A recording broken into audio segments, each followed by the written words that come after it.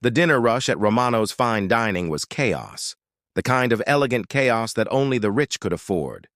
Silverware clinked, glasses sparkled, and laughter echoed from tables filled with designer suits and diamond bracelets. But amidst the glitz and glamour, a young waiter named Ryan Carter moved quietly, carrying trays heavier than his dreams. His hands were steady, his smile polite, his eyes tired. He was 32, a single dad to a little girl named Ella, and tonight was just another night of pretending everything was fine while counting tips to make rent. Ryan had worked double shifts for weeks. Ella's school fees were due, and her favorite sneakers had holes he hadn't yet told her about. Every night, he promised her things would get better, and every morning he woke up praying that wasn't a lie. He didn't complain, he couldn't afford to. People came to this restaurant to forget their problems, not to hear about his. If you believe in kindness, humility, and life's unexpected miracles, please take a moment to like, comment, share, and subscribe. Because sometimes, one small act of compassion can change everything. That night, everything changed when a limousine stopped outside. The entire staff whispered nervously. The owner himself rushed out to greet the guests. It was Victoria Langford, CEO of Langford Enterprises, one of the most powerful women in the city. Her empire spanned continents, her name synonymous with success. But she wasn't alone. She was accompanied by her elderly mother, Eleanor Langford, a graceful woman with silver hair, a calm expression, and eyes that said she had seen too much of the world. Ryan was assigned to their table. The other waiters whispered that serving them was both an honor and a curse. Victoria was known to be demanding, and her standards impossible. Still, Ryan approached with his usual humility. "Good evening, ma'am."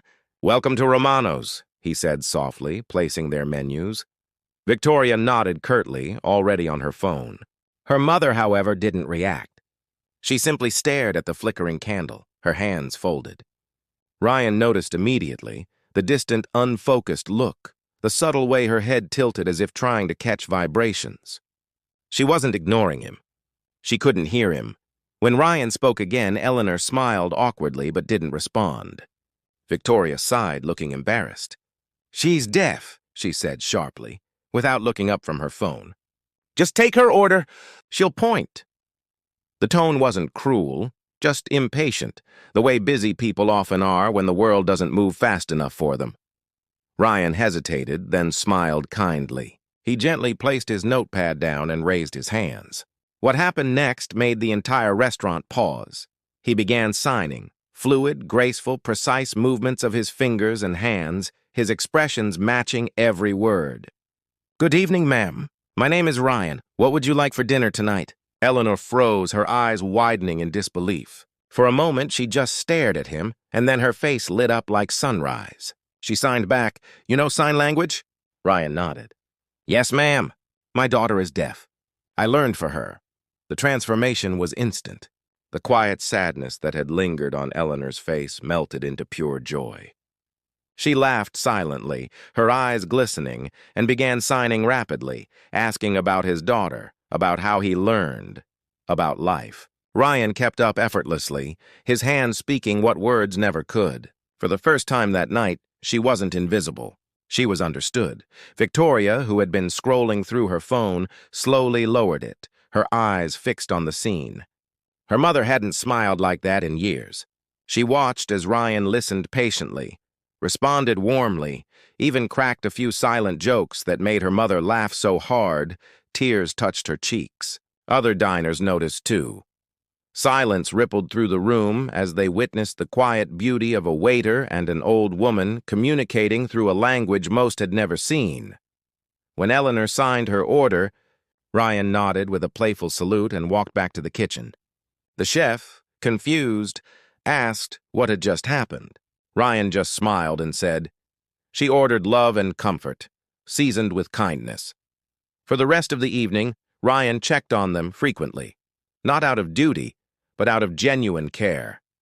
He brought Eleanor a special dessert on the house, drawing a smiley face in chocolate syrup. She laughed again, clapping silently, her joy infectious. Victoria couldn't take her eyes off them. Her world was made of meetings, mergers, and numbers. But watching that simple exchange between her mother and a humble waiter felt more powerful than any success she'd ever achieved. When the dinner ended, Victoria approached Ryan. "You're fluent in sign?" she asked, her tone unusually soft. He nodded. "My daughter was born deaf. Doctor said she'd never hear or speak, so I learned. It's our world now." Victoria blinked, something breaking inside her. "Your daughter's lucky to have you," he smiled faintly. "No, ma'am. I'm lucky to have her. She taught me to listen with more than just my ears." That line stayed with Victoria long after they left. Days later, Ryan received a call from an unknown number. It was the restaurant manager, trembling with excitement. "Ryan, you won't believe this. Someone wants to see you personally. Big deal. Be here at 6 sharp. When he arrived, the restaurant was closed early. Victoria Langford was waiting at the same table, her mother beside her, smiling warmly. Ryan froze, unsure what was happening. Victoria stood up. "Ryan," she began, "after that night, my mother wouldn't stop talking about you. She said you reminded her that kindness still exists, so I looked you up." Ryan's heart sank. He feared she thought he'd crossed some line. "Ma'am, if I did anything inappropriate," she interrupted gently. "No, quite the opposite. You did something extraordinary. You made my mother feel human again." Then she placed a folder on the table. "Langford Enterprises is launching a new outreach program, hiring interpreters and teachers for the hearing-impaired community. My mother wants you to help lead it, full-time, great pay, benefits, and," she smiled faintly, "you can work remotely most days. I heard your daughter's in school." Ryan was speechless. "Ma'am, I'm just a waiter." Eleanor signed something softly, her hands trembling with emotion. Victoria translated. "She says you're not just anything. You're someone who listens to hearts." Ryan's eyes filled. He shook his head, overwhelmed. "Thank you," he whispered. "You don't know what this means." Victoria smiled, her eyes glistening too. "Maybe I do," she said quietly. "I lost my dad years ago. I thought money could fill that silence. You reminded me it can't." From that day forward, Ryan's life changed. He left the restaurant and began working with the Langford Foundation, teaching sign language, organizing community programs, helping children like his daughter find their voices. His story spread online, The Waiter Who Spoke Without Words. And every time he saw Eleanor at events, she'd sign to him across the room. "You changed my world, Ryan," he'd always reply. "You gave me a chance to change it." Months later, as he stood on stage beside Victoria and Eleanor during a charity gala for the hearing impaired, the crowd applauded his work. But when a small girl with pigtails ran up and hugged his leg, signing "I love you, Daddy," the applause faded into the background. That moment, that smile, was his true reward. And somewhere in the front row, Victoria watched with tears in her eyes, realizing that in a world obsessed with speaking louder, it's often the quietest hearts that speak the truth. If this story touched your heart, if you believe kindness and understanding can change lives, please like, comment, share, and subscribe. Your support keeps these stories alive, and before you go, comment below. Have you ever met someone whose silence spoke louder than words?